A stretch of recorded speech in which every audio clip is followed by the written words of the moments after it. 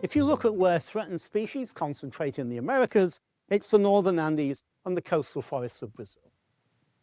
It's because there are lots and lots of species, birds, amphibians at the top right, mammals at the bottom right, that have small ranges, easy to destroy.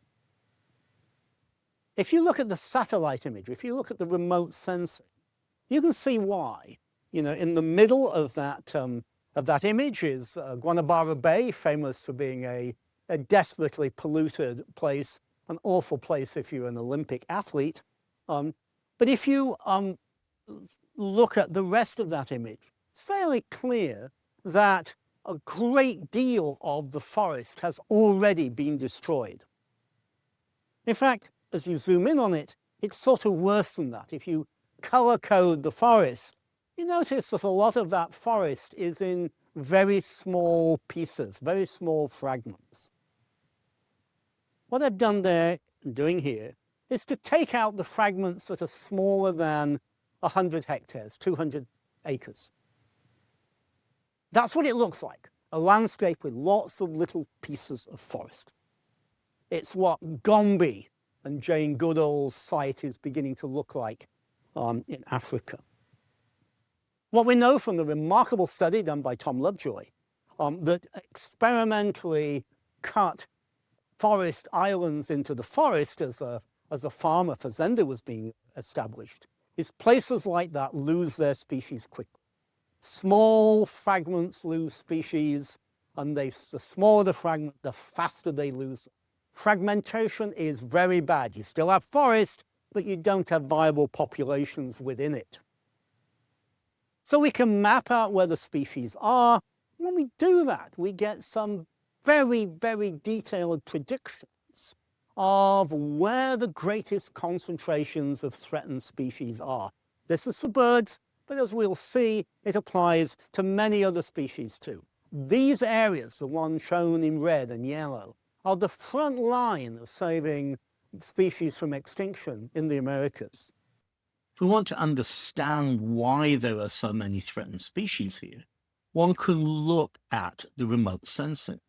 This is a landscape that is extraordinarily fragmented.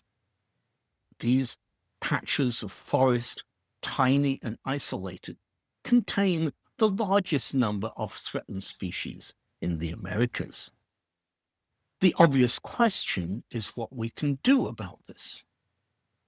When faced with these images, I felt that everything we know about the loss of biodiversity from fragments suggests that the most effective conservation action would be to reconnect those fragments.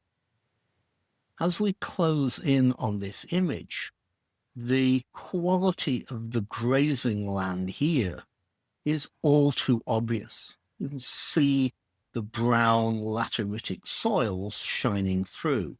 This is extremely bad land. Bad land, of course, means that it's cheap to purchase. It can grow carbon cheaper than it can grow cattle.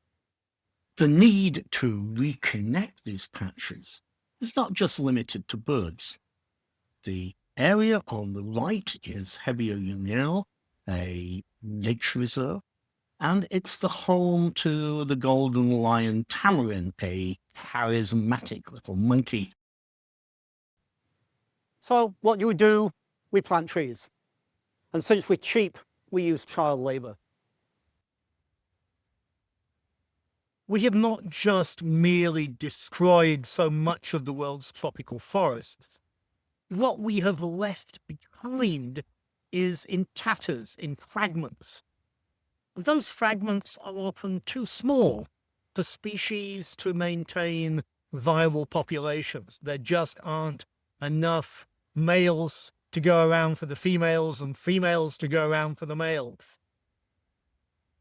And of all the places, of all the fragments, one that I thought was particularly tragic was the one immediately behind me. This is the Union Biological Reserve in coastal Brazil, about 100 miles east of the city of Rio de Janeiro.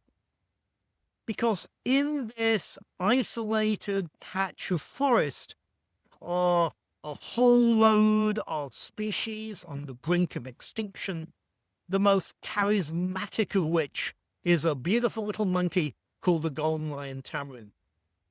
And the golden lion tamarins in that fragment could not go forth and multiply into the forest over there because there was the cattle pasture behind me.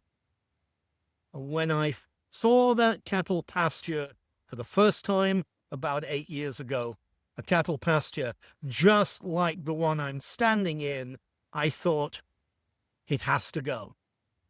And so we have made it go away.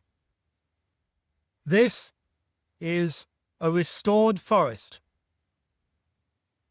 I help raise money for my friends, the Asociação Mico Leão Dourado, the Golden Lion Tamarin Association, have planted this forest, and it now connects once isolated fragment of forest in the Union Biological Reserve to a much larger area of forest over in this direction.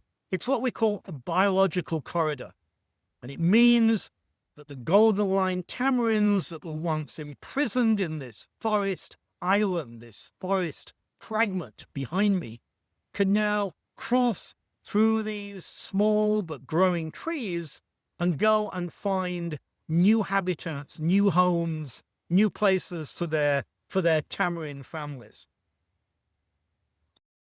So if you look at this area as it was 8 years ago, you can see an extremely degraded hillside, massively overgrazed by cows that were quite literally starving to death. The grazing was so bad. Fast forward 6 years, it looks like that. I will be in that spot in 3 days' time, and I'll have an updated picture. You can see this from space.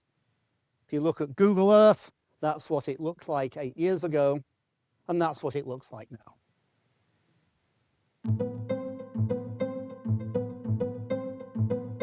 I'd like to go back a very, very long way. Obviously, I'm British, and like many Britons, I'm a fanatic bird watcher. And when I was a teenager, I went to little remote islands off the coast of Britain, often in terrible weather, to watch birds.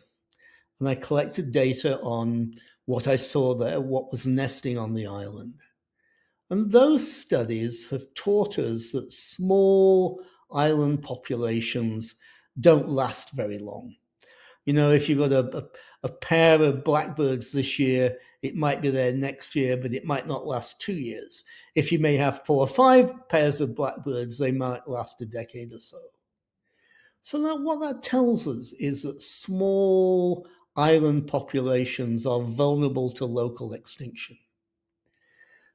40 years ago, my good friend, the late Tom Lovejoy, started an experiment in the Amazon, just north of Manaus. And there he experimentally created a bunch of forest islands. He knew the land was going to be cleared, and so he persuaded the landowners to leave areas of forest that were 1, 10, 100 hectares. And then there was another big piece that was much bigger than that. What that remarkable study showed, not surprisingly really, is that the smaller islands the smaller forest islands lose more species and they lose them faster. And that is actionable science. That leads to a result you can use. And combining that with some studies that I did with my graduate students in Kenya, told us that we needed to have patches of forest that were at least 10,000 hectares, 25,000 acres. And if the forest patch was smaller than that, it would lose species of birds. So in 2016, I was honored to get a very nice international prize. I got to meet Prince Wilhelm Alexander of the Netherlands. He's now King Wilhelm Alexander. And he gave me a nice little statue and a very large check. And so I founded what is now called SavingNature. And when I got that prize, almost 20 years ago now, I was working in Brazil. We saw an area of forest that was 2,500 hectares, so 6,000 acres. And that's too small. And it was enormously frustrating to us because it was so precious. It was a biological reserve, but it was isolated by a cattle pasture that had been cut up this valley. So we thought, how much does that cattle pasture cost? The answer was $300,000. The first year I raised $300 and felt really stupid. And then the next year I went back with $300,000. And that area now, you can see it on Google Earth, and you can see how it's gone from a degraded cattle pasture. The cows were starving on that pasture to a really beautiful forest. I mean, this is the tropics. It's wet, it's warm, trees grow like that. So within a decade now, 20 years, a really nice forest has grown up, and the tamarins that were really imprisoned in their forest island can now go backwards and forwards. There's another piece of news that the other biological reserve in the area was a place called Poço dos Antas, which means the place of the tapirs. And the challenge there is it was on the south side of a major highway. So the first thing we had to do was to raise money for our Brazilian partners, the Associação Mico-Leonardo, to buy the property on the north side of the road, and then to persuade the road company to meet their obligations to build a habitat bridge. Now, habitat bridges across the roads in North America and Canada Europe are commonplace. But in Brazil, that was really a stretch. So we built the habitat bridge, or the boat company built the habitat bridge. We planted it with trees, and the trees have grown up. And just the other day, literally the other day, they found a mountain lion walking across the bridge. And that's enormously exciting. It means that big predators are using the bridge. Predators are important for all sorts of reasons. They keep sort of nature in balance. And so we're beginning to build these connections. So that was another success story. And in both cases, the areas of forest were too small to hold viable populations in the long run, and they're now big enough to maintain viable populations of birds and mammals and so on, even mountain lions. But the story is, starting with teenage experiences of bird watching, looking at what happens to small populations on islands, on forest fragments, and then thinking, hey, we've got to stitch nature back together again. We've got to connect things, and we have, and it's making a difference. The tamarins took quite a hit during the COVID years, not from COVID, but from yellow fever, but have bounced back. But there's no question the tamarin numbers are now much, much bigger than they were 20 or 30 years ago. And it's because of excellent local people who are dedicated to their survival, people who realize that we've not only got to protect more habitat, but we have to connect the pieces that we have.